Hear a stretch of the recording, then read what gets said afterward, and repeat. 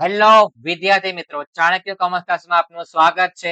હું છું કુણાલ સર. આપણે જોઈએ છે ધોરણ 12 આંકડાશાસ્ત્ર સેક્શન F માં પ્રશ્ન નંબર 61 માં ચાર્જ રીતનો દાખલો છે. વર્ષોથી પરીક્ષામાં પૂછાય છે 2018, 19, 20, 21, 22, 23, 24. ઓકે, 25 માં પણ આવી ગયો, 26 માં પણ ચાર ચલિતનો દાખલો ક્વેશ્ચન નંબર 61 માં 100% આવશે. ક્યાં આવશે? સેક્શન F માં ક્વેશ્ચન નંબર 61. ઓકે, તો આપણે દાખલો જોવાના છે. તો દાખલા તરફ આપણે આગળ વધીએ. તો આપણો દાખલો જે છે આપણે ચર્ચા કરી જ છે કે આપણા દાખલા ઉદાહરણના જ હોય છે. ઉદાહરણ ના હોય છે એટલે આપણે દાખલો ઉદાહરણનો જ લીધો છે. ઓકે, સૂચના વાંચો, શું કીધું છે.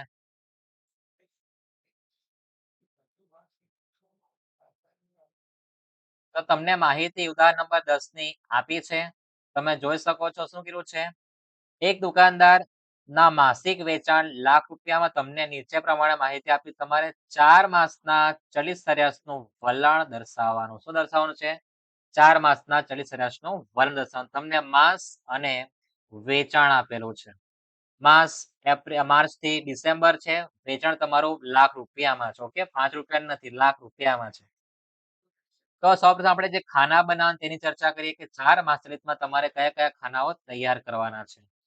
તો સૌપ્રથમ તો તમને જે માસ આપે એ તમારે લખવાનું છે. ત્યાર પછી તમને વેચાણ આપ્યું છે તો આપણે વેચાણ લખી દઈએ. ઓકે, માણસ સીધો તો લીટી સીધી આવે અને વાંકો ચૂકો હોય તો વાંકી ચૂકી આવે. એટલે બધાને ખબર જ છે ને. માસ જે આપેલા છે તે આપણે લખી દઈએ. તો માસમાં આપણને આપેલું જે છે માર્ચ થી ડિસેમ્બર છે તો લખી દઈએ આપણે માર્ચ, એપ્રિલ, મે, જૂન, જુલાઈ, ઓગસ્ટ, સપ્ટેમ્બર, ઓક્ટોબર, નવેમ્બર અને ડબ્બાનો ડોટ ડિસેમ્બર. ઓકે, ડિસેમ્બર સુધી દેખાવું જોઈએ. થોડું નાનું કરી નાખીએ, બરાબર છે. જરા બહુ મોટા મોટા ઉપરથી આવી છે, નાના રહી ગયા. વ્યવસ્થિત લખી દઈએ. પેલું છે માર્ચ, ત્યાર પછી એપ્રિલ, મે, જૂન, જુલાઈ, ઓગસ્ટ, સપ્ટેમ્બર, ઓક્ટોબર, નવેમ્બર અને ડબ્બાનો ડિસેમ્બર. તમારે લખતી વખતે એક લાઈન છોડવાની છે. શું કરવાનું છે? એક લાઈન છોડવાનું. ત્યાર પછી આપણને વેચાણ આપ્યું છે એની જે માહિતી આપી તે આપણે લખી દઈએ. 5, 3, 7, 6 ને 4. 5,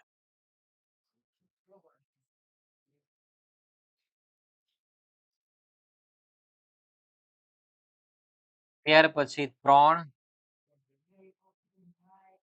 7, 6. ત્યાર પછી 4, 8, 9. 4, 8, 9. ત્યાર પછી 10, 8 અને 9 છે. છે ને, દેખાય દરેકને 10, 8 અને 9. લખતી વખતે ખાસ કાળજી રાખવી, અટવાવો નહીં. તમને જે રકમ આપી લખાઈ ગયા છે વચ્ચે એક લાઈન હોવી જોઈએ. ઓકે, હવે ચાર ચલિતમાં તમારે શું કરવું? તમારે ચાર ચલિતમાં પહેલા તો ચાર ચલિતનો સરવાળો કરવાનો છે. ત્યાર પછી બબ્બે કિંમતનો સરવાળો છે અને ત્યાર પછી ચલિત સરેરાશ. આ રીતે તમારે 3 ખાના તૈયાર કરવાના છે. તો લખી દઈએ આપણે પહેલા તો ચાર ચલિતનો સરવાળો. શું લખીએ આપણે? ચાર ચલિતનો સરવાળો. 4 ચલિતનો સરવાળો. ત્યાર પછી બબ્બે કિંમતનો સરવાળો. શાનો? બબ્બે કિંમતનો સરવાળો. અને ત્યાર પછી ચલિત સરેરાશ આવશે. શું આવશે? ચલિત સરેરાશ. આ રીતના આપણે 3 ખાના તૈયાર કરવાના છે. ચલિત સરેરાશમાં જગ્યા માપની જોઈશે. ઓકે, ત્યાર પછી બબ્બે કિંમતનો સરવાળો છે અને ચલિત સરેરાશ. પેલું છે ચાર ચલિતનો સરવાળો, બબ્બે કિંમતનો સરવાળો અક્ષર ગાંધી બાપુ જેવા જ છે, તમને બધાને ખબર જ છે, તો ખબર છે ને? હું બધું કહેતો જ તમારે લખતું જ જવાનું સાથે ચાર ચલિતનો સરવાળો, બબ્બે કિંમતનો સરવાળો, ત્યારબાદ ચલિત સરેરાશ. કેવી રીતના શુભ મુહૂર્ત કરવાનું, તો એનું ખાસ તમારે કાળજી રાખવાનું. શું કરવાનું છે? કાળજી રાખવાનું છે. તો સૌપ્રથમ તમારે જે ધંધો કરવાનો છે એની વાત કરીએ આપણે તો. તો પહેલા તો આપણે ચાર ચલિતના સરવાળામાં સૌપ્રથમ આપણે ખીલા મારવાના. કેવું શું કરવાનું છે? ખીલા. કેવા ખીલા મારવાના તે પણ આપણે જોઈ લઈએ. ઓકે.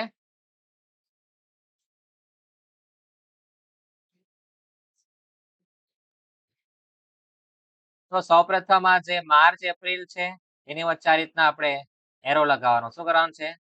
એરો લગાવવાનો છે.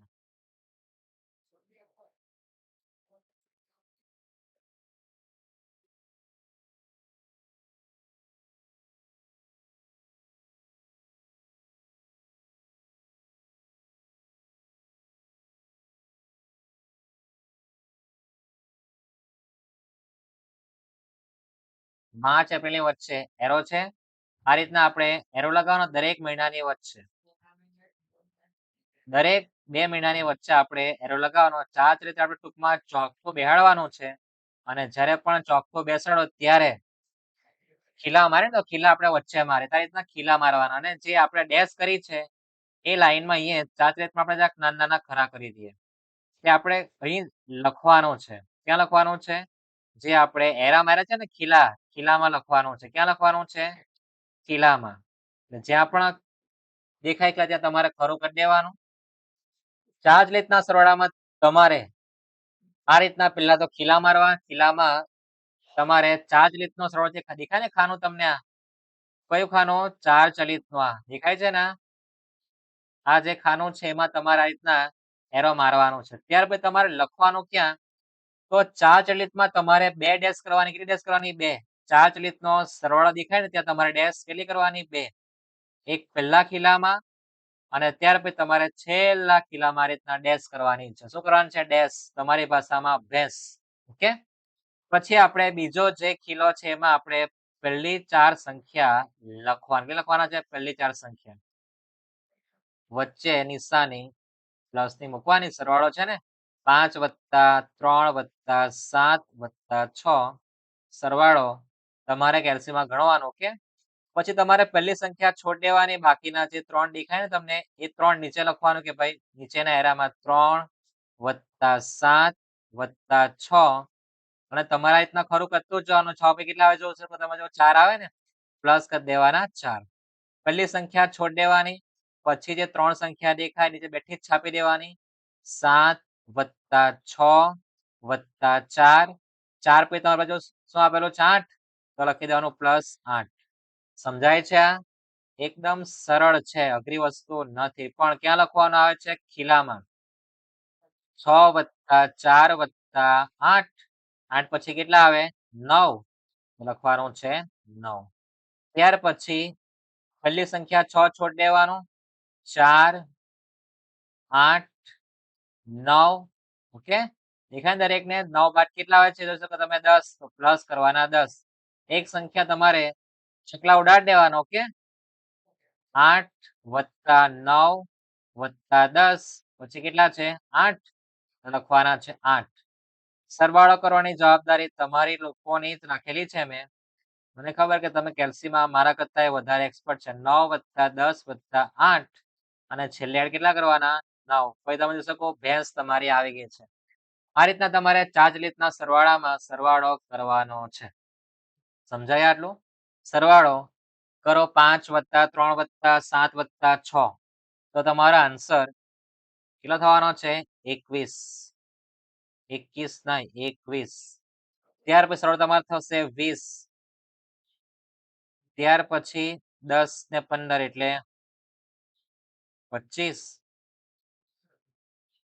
10 ને 17 એટલે 27. 19 ને 12 ફરી પાછા 27. 8 17 14 ખોટું છે ને? 31 થવાના છે ને?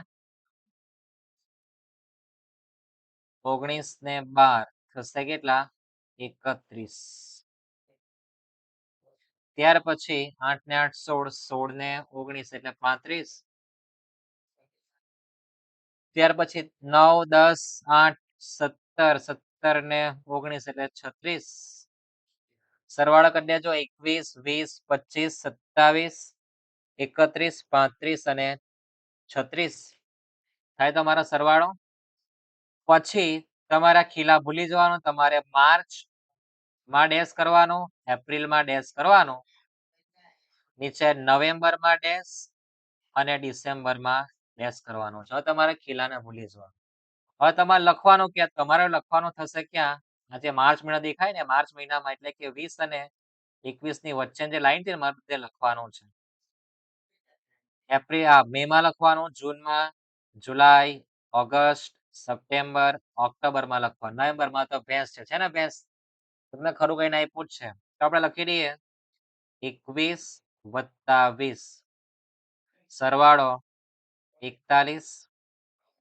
ત્યાર પછી તમે જોઈ શકો, તમે ખરું કરી તેને માથા ઉપર 21, નીચે પગમાં પડેલા છે 25, બેનો સરવાળો એટલે 45. જો કે રીતના લખેલું ખરું છે, એની ઉપર 25, માથા ઉપર 25 અને નીચે બિચારા પગમાં પડેલા 27, બેનો સરવાળો 25 + 27 એટલે થશે 52. 27 + 31 થવાના છે 58. 31 + 35 થવાના છે કેટલા? 66. ત્યાર પછી 35 + 36 71. ચલિત સરેરાશમાં સરવાળો ભાગ્યા તમારે કેટલા કરવાના? 3 ચલિતમાં 3 હતું, 5માં 5, પણ 4 ચલિતમાં ભાગ્યા 8 કરવાના છે. ઓકે, 41 ભાગ્યા 8. ત્યાર પછી 45 ભાગ્યા 8. ત્યાર પછી 52 ભાગ્યા 8. કેવી રીતના 8 આવ્યું? તો જાડું મંતર તમારી પર નથી, મારી પર એવું છે કે આટલે 4 દેખાય, અહીંયા 2 દેખાય, 4 દુ 8. આમ કરીને કોઈ ભગતે શોધી નાખ્યું હશે એવું માનું તો. 58 ભાગ્યા 8, 66 ભાગ્યા 8, 71 ભાગ્યા 8. પછી તમારી પર કેલ્સી છે જ. 41 ભાગ્યા 8 કરી દો, તમારા આન્સર 5.13 થવાનો છે. ઓકે, 45 ભાગ્યા 8 કરો, તમારા આન્સર 5.63 થશે. 52 ભાગ્યા 8 કરો, તમારા આન્સર 6.5. 58 ભાગ્યા 8 કરો, તમારા આન્સર 7.25. 66 ભાગ્યા 8 કરો, તમારો જવાબ 8.25 થવાનો છે. 71 ભાગ્યા 8 કરો, તમારો જવાબ 8.88. 8.88. આ રીતના તમારે ચિત્રકામ કરવાનું છે. ઓકે, 5 માર્કમાં આ રીતના તમારો દાખલો રહેવાનો છે.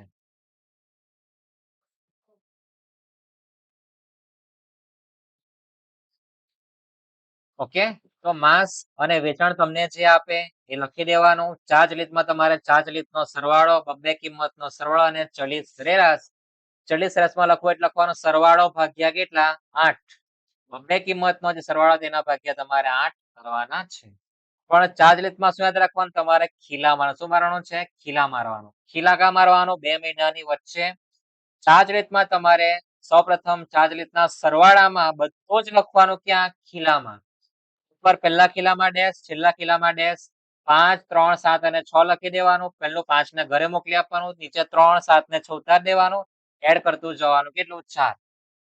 આ રીતના તમારે 4 ચલિતનો સરવાળો કરવાનો. ત્યાર પછી બબ્બે કિંમતના સરવાળામાં તમારે મહિનામાં ડેશ કરવાનું, માર્ચ અને એપ્રિલ, નીચે નવેમ્બર, ડિસેમ્બર.